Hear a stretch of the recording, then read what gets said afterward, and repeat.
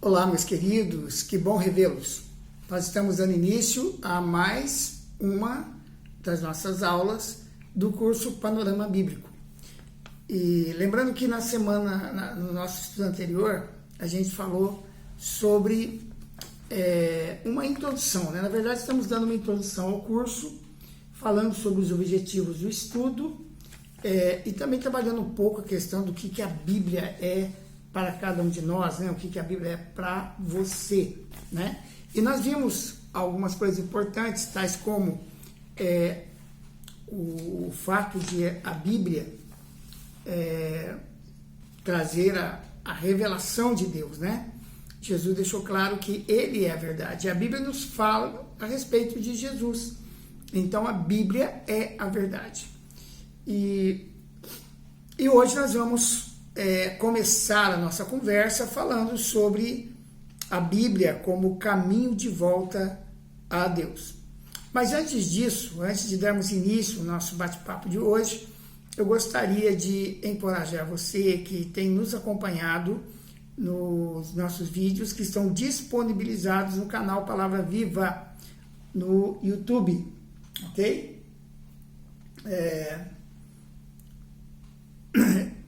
Então, nós queremos encorajá-lo a dar um like no nosso vídeo e também se inscrever no canal. Quando você se inscreve no canal, você recebe um sininho tocando para te avisar de que nós temos novos vídeos à disposição. Então,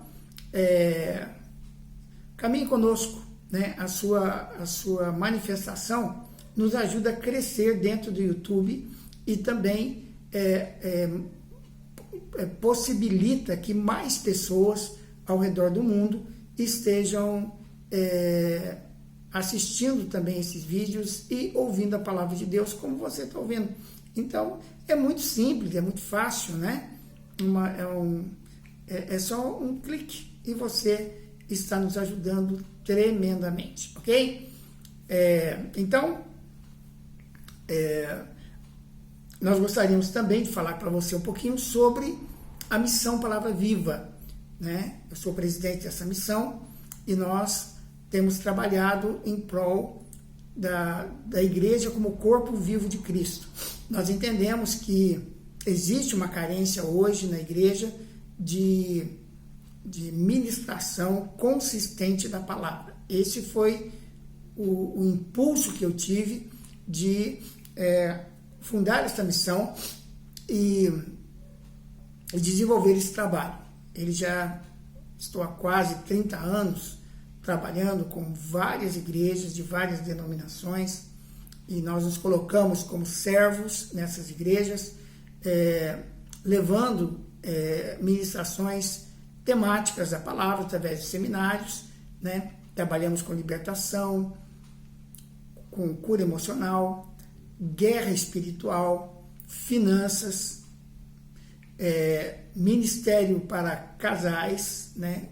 Onde eu vou junto com a minha esposa, nós ministramos juntos, participamos de encontros de casais, conferências para casais, seminários para casais e temos também um programa específico para um final de semana de cura, libertação e batismo no Espírito Santo para uma igreja. Então você pastor, você pastora, que queira nos receber na sua igreja para um final de semana que nós chamamos de Libertos para Libertar. Então nós trazemos uma ministração na sexta-feira de libertação, né? Focando também o evangelismo, claro. No sábado, uma ministração sobre cura emocional. E no domingo, pela manhã, uma ministração sobre o batismo do Espírito Santo, para aqueles que querem receber o batismo do Espírito Santo, com a manifestação dos dons.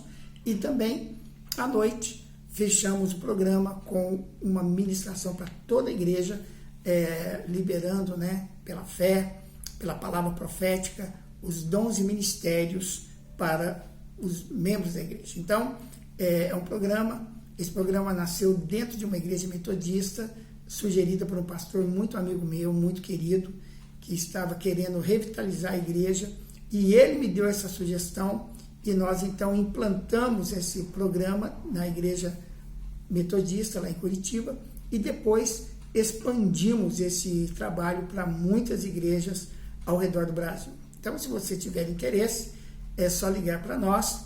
O nosso número de contato é o 43-3326-1127, ok?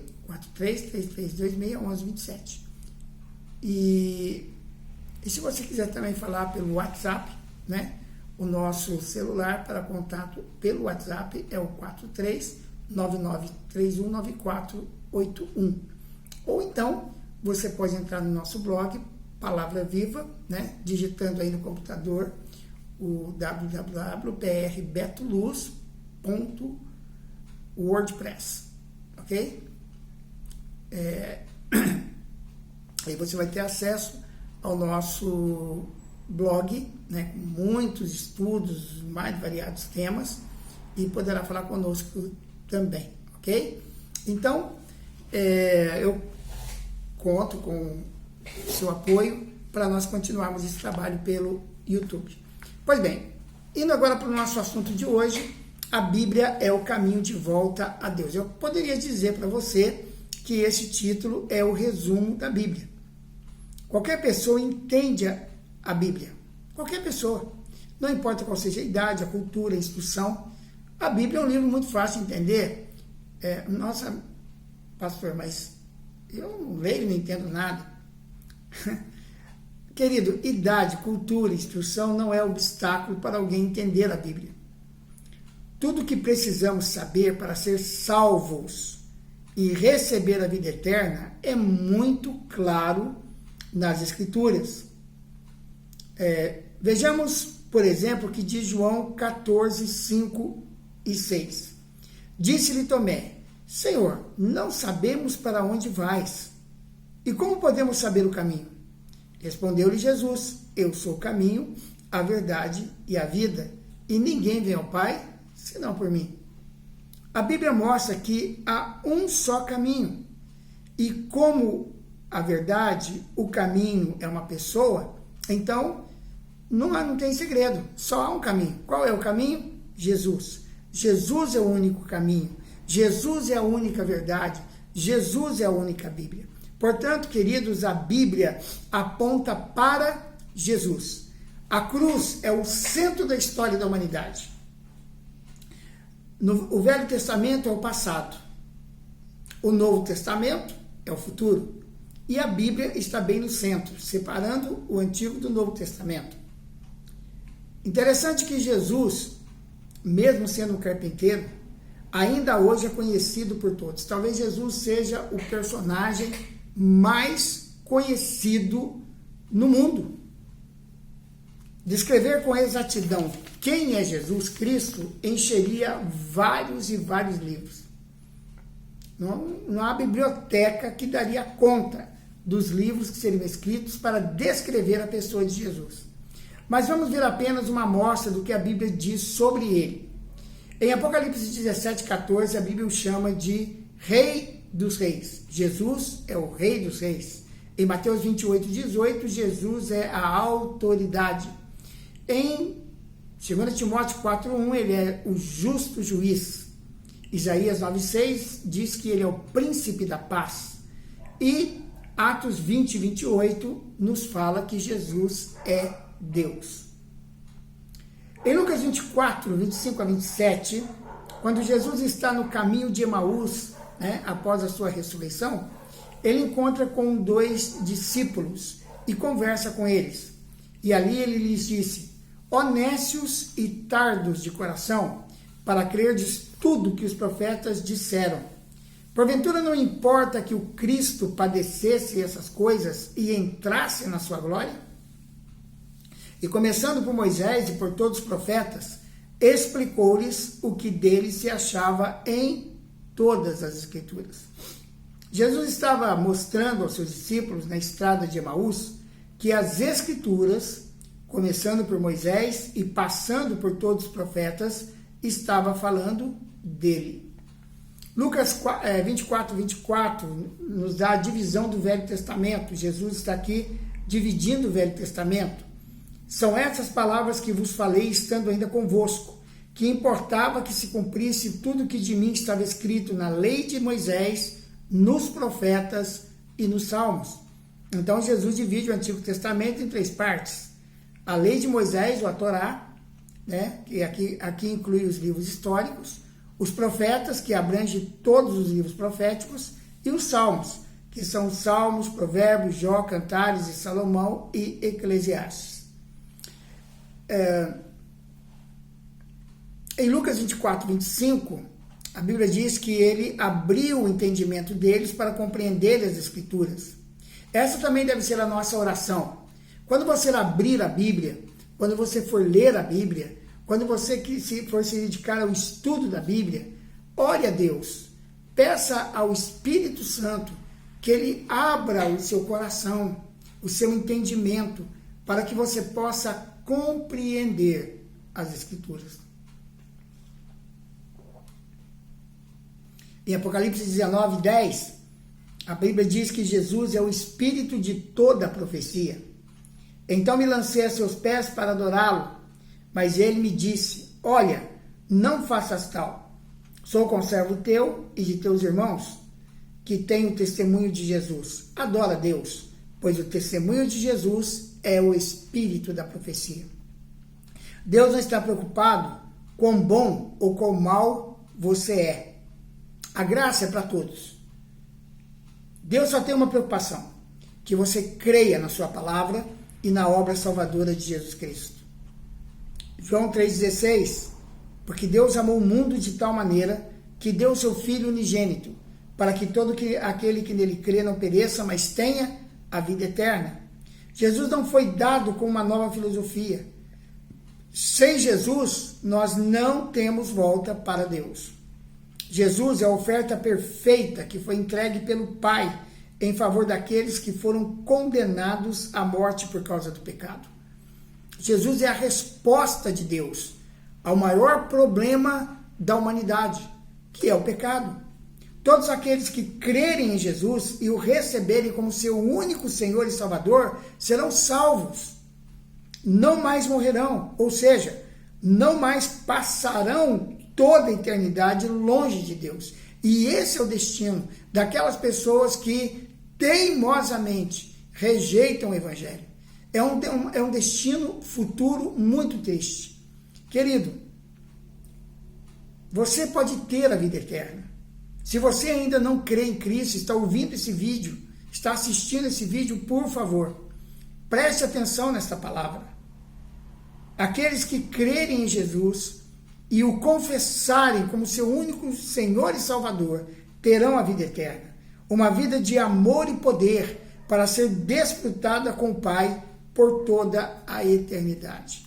Paulo, em Gálatas, capítulo 1, versículo 9, diz: como antes temos dito, assim agora novamente o digo, se alguém vos pregar outro evangelho, além do que já recebeste, seja anátema.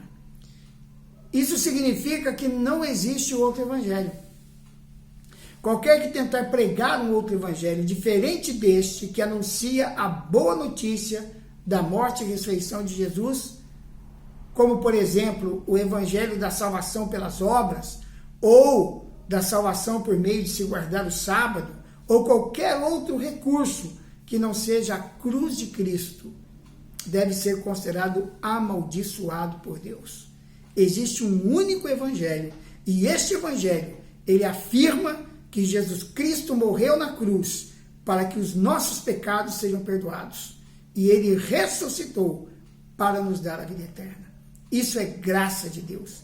A salvação, a sua salvação, é um presente de Deus. Não há nada que você possa fazer que possa aumentar, dar mais poder à obra que Cristo fez. Ela é toda suficiente para te garantir uma eternidade na glória do Pai, com Ele, salvo de todos os pecados. Agora, quem é o autor da Bíblia? Essa é uma pergunta que muitas pessoas fazem. Em 2 Pedro capítulo 1, versículo 20 a 21, Pedro diz que, primeiramente, é isto o que nós devemos saber, que nenhuma profecia da Escritura é de particular interpretação, porque a profecia nunca foi produzida por vontade dos homens, mas os homens, da parte de Deus, falaram movidos pelo Espírito Santo. Nenhuma profecia da Escritura foi resultado de uma interpretação pessoal, ou mesmo da vontade dos homens. O que acontece é que os homens falaram da parte de Deus, movidos pelo Espírito Santo. Homens movidos. Essa expressão, no grego, é a expressão feromenai, mesma raiz de féretro. Bom, falando de féretro, acho que você já conseguiu ver o que significa a palavra, né? Féretro faz referência a um barco em rota. É verdade. O barco é conduzido pelo leme. Ele vai para onde o leme o conduz. Isso é féretro. Da mesma maneira, quando um corpo é levado dentro de um caixão, né, para ser enterrado, então ele não vai sozinho. Ele precisa que algumas pessoas o conduzam, o levem agora, porque ele está morto. Ele não vai sozinho. Então isso é féretro. Ele vai para onde é conduzido. O Espírito Santo conduzindo homens para escrever o texto bíblico.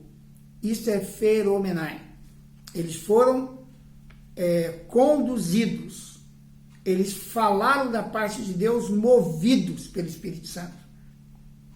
Eles não fizeram por si mesmos, mas foram conduzidos, movidos pelo Espírito Santo. A mensagem de Deus é para homens. Por isso, ele usou homens para escrever a Bíblia. Em 2 Timóteo, capítulo 3, versículo 16 e 17, a Bíblia diz que toda a Escritura é divinamente inspirada e proveitosa para ensinar, para repreender, para corrigir, para instruir em justiça, para que o homem de Deus seja perfeito e perfeitamente preparado para toda boa obra. Toda a Bíblia foi inspirada por Deus e por isso ela é proveitosa. Proveitosa para quê? Primeiro, para ensinar. Podemos aprender muitas coisas através da Bíblia. Podemos aprender sobre Deus, podemos aprender sobre a vontade de Deus. Também, o ensino procedente da Bíblia tem basicamente dois pressupostos. Primeiro, o aprendizado, né? O aprendizado intelectual, ou seja, o conhecimento. E o aprendizado prático, que leva à mudança de comportamento. Então, a Bíblia é apta para ensinar. Ela não somente nos oferece conhecimento intelectual, né? Mas, através da revelação do Espírito Santo, nos leva à prática daquilo que nós recebemos como ensinamento. A Bíblia também é apta para repreender, para identificar e expor o erro e o pecado, a fim de que sejam tratados. Quando a Bíblia nos repreende, é para que haja tratamento, cura, libertação em nossas vidas. Ela também é útil para corrigir, ou seja, para mostrar a diferença entre o certo e o errado, instruindo sobre o caminho que leva a uma vida que agrada a Deus. Então, através dos ensinamentos da palavra e consequentemente, da prática desses ensinamentos, nós podemos, então, caminhar pelo aquele caminho que leva a uma vida que verdadeiramente agrada a Deus. A Bíblia também é útil para educar na justiça, para ensinar o caminho certo e fortalecer o discípulo de Cristo para que ele prossiga nesse caminho. Para que o homem de Deus seja perfeito, ou seja, para que o Filho de Deus tenha o seu caráter moldado e se torne cada vez mais semelhante a Jesus. E também a palavra de Deus é útil para habilitar o homem de Deus a realizar toda a boa obra, para que o Filho de Deus tenha a sua conduta moldada e seja capaz de fazer o que é certo e o que é bom, à semelhança de Cristo. Então, queridos, veja só que coisa tremenda que a própria palavra nos ensina a respeito dela mesma.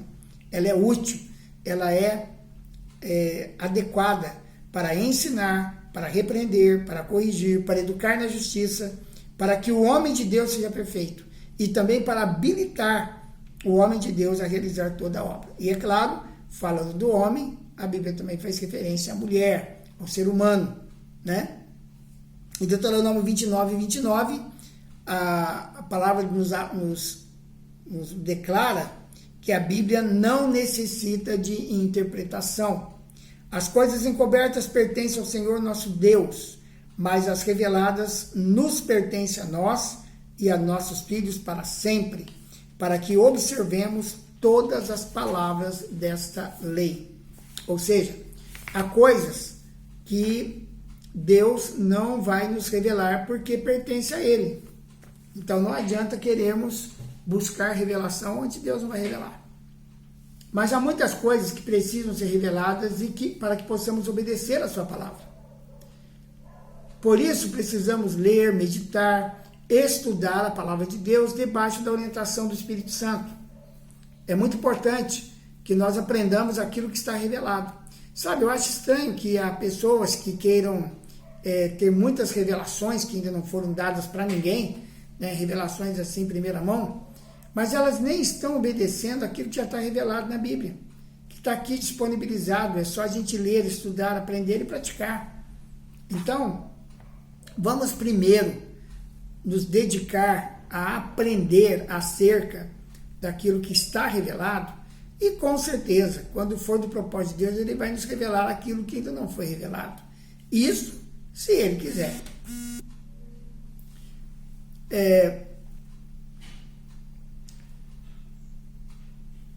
Para ajudar a desvendar essa revelação, Deus nos concede o apoio daqueles que receberam os dons ministeriais de Efésios 4, 11 a 16. E Ele deu uns como apóstolos, e outros como profetas, e outros como evangelistas, e outros como pastores e mestres, tendo em vista o aperfeiçoamento dos santos para a obra do ministério, para a edificação do corpo de Cristo, até que todos cheguemos à unidade da fé e do pleno conhecimento do Filho de Deus, ao estado de homem feito, à medida da estatura da plenitude de Cristo, para que não mais sejamos meninos inconstantes, levados ao redor por todo o vento de doutrina, pela fraudulência dos homens, pela astúcia tendente à maquinação do erro. Antes, seguindo a verdade em amor, cresçamos em tudo naquele que é a cabeça, Cristo, do qual todo o corpo inteiro bem ajustado e ligado pelo auxílio de todas as juntas, segundo a justa cooperação de cada para a edificação de si mesmo em amor. Bom, esse texto é muito amplo e muito profundo. Paulo está nos dizendo aqui que Deus deu à igreja este ministério com um dom, ou seja, como um presente. E qual é a finalidade de existir estes ministérios na igreja? Paulo está nos informando que quando Jesus subiu aos céus, ele levou cativo o cativeiro e deu dons aos homens. Esses dons são chamados de dons de Cristo. Eles não são semelhantes aos dons de 1 Coríntios, no capítulo 12, mas são homens que receberam de Cristo ministérios especiais. Eles são verdadeiros presentes de Cristo para a igreja. São eles os apóstolos, os profetas, os evangelistas e os pastores mestres. Esses dons ou ministérios de Cristo foram dados à igreja para cumprir objetivos específicos. Quais são eles? O aperfeiçoamento dos santos, ou seja, o estudo da palavra ministrado por esses ministérios, leva os santos a alcançar a perfeição na sua caminhada cristã. A obra do ministério, eles trabalham para treinar os santos para o desenvolvimento dos ministérios na igreja, para a edificação do corpo de Cristo, ou seja, através do aperfeiçoamento e treinamento dos santos, o corpo de Cristo vai sendo edificado, até que todos cheguemos à unidade da fé e do pleno conhecimento do Filho de Deus. Essa edificação, ela vai conduzir os santos a alcançar dois objetivos que estão no coração de Deus. Primeiro, a unidade da fé, que não é ecumenismo, mas todos os santos defendendo uma só doutrina, a palavra de Deus. Ecumenismo é mistura de religiões, mas a unidade da fé é todos os santos, em todos os lugares, defendendo a mesma doutrina. Em consequência, nós alcançaremos o pleno conhecimento de Jesus Cristo, porque Jesus é a nossa doutrina, Ele é a nossa fé. Só é possível haver unidade em Cristo. Fora dele, não há unidade. Ao estado do homem feito à medida da estatura da plenitude de Cristo, alcançar esse pleno conhecimento de Cristo vai levar os santos à maturidade. Todos crescerão até a estatura de Cristo, que é a maioridade cristã. Para que não mais sejamos meninos inconstantes, levados ao redor por todo o vento de doutrina, pela fraudulência dos homens, pela astúcia tendente à maquinação do erro. Nós precisamos alcançar a maturidade para não sermos enganados pelos falsos mestres. E, antes, seguindo a verdade em amor, cresçamos em tudo naquele que é a cabeça, Cristo. É exatamente isto que a unção nos ensina, a seguir a verdade, Cristo, em amor, crescendo em tudo em Cristo. Para que possamos desenvolver esse processo, precisamos dos 5 ministérios.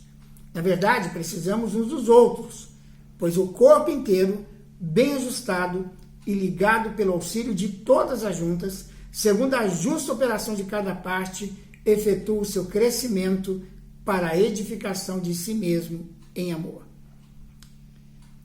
Agora, um outro dado importante, e que nós não poderíamos encerrar esta aula de hoje sem tocar nesse assunto, é a questão da unção que nos ensina. Em 1 João capítulo 2, versículo 20 e 27, João nos diz que a unção que está em nós nos ensina. Ora, vós tendes a unção da parte do santo, e todos têm de conhecimento. E quanto a vós, a unção que dele recebeste fica em vós, e não tendes necessidade de que alguém vos ensine.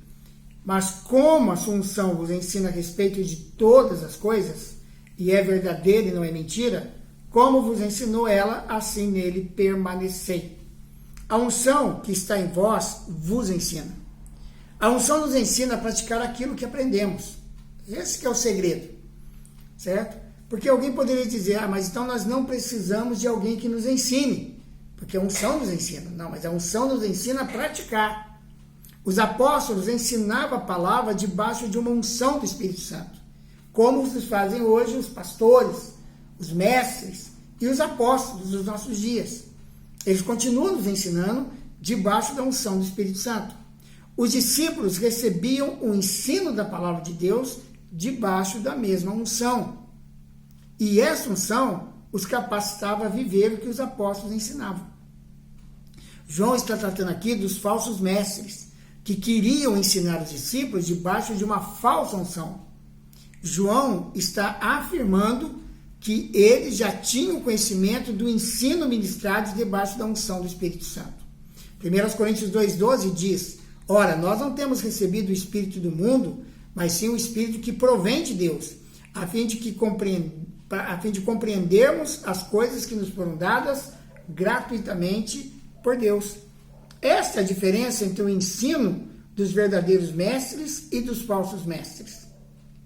Os verdadeiros mestres ensinam de acordo com o espírito do mundo, enquanto que os mestres verdadeiros ensinam através do Espírito que vem de Deus, o Espírito Santo. João 14, 16 a 17 e 26. E eu rogarei ao Pai, ele vos dará outro ajudador, para que fique convosco para sempre, a saber, o Espírito da verdade, o qual o mundo não pode receber, porque não o vê nem o conhece. Mas vós o conheceis, porque ele habita convosco e estará em vós. Mas o ajudador, o Espírito Santo, a quem o Pai enviará em meu nome, esse vos ensinará todas as coisas e vos fará lembrar de tudo quanto vos tenho dito. O único ensino que é legítimo é o que é ministrado pelo Consolador, o Espírito Santo. Ele ensinou as verdades do reino de Deus através de Jesus, mais tarde através dos apóstolos e posteriormente através dos 5 ministérios.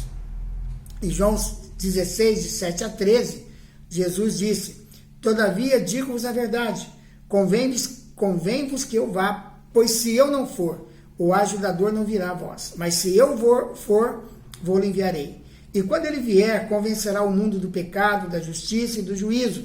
Do pecado, porque não crê em mim; da justiça, porque vou para meu Pai, e não me vereis mais; e do juízo, porque o príncipe deste mundo já está julgado. Ainda tenho muito que vos dizer, mas vós não podeis suportar agora. Quando vier, porém, aquele, o Espírito da verdade, ele vos guiará a toda a verdade, porque não falará por si mesmo, mas dirá o que tiver ouvido e vos anunciará as coisas vindouras. É o Espírito Santo que nos conduz a toda a verdade. Para podermos discernir quais são os falsos mestres e os verdadeiros mestres, precisamos desenvolver uma grande intimidade com o Espírito Santo e com a Palavra de Deus. E este é o desafio que eu quero deixar para a tua vida ao final desta aula.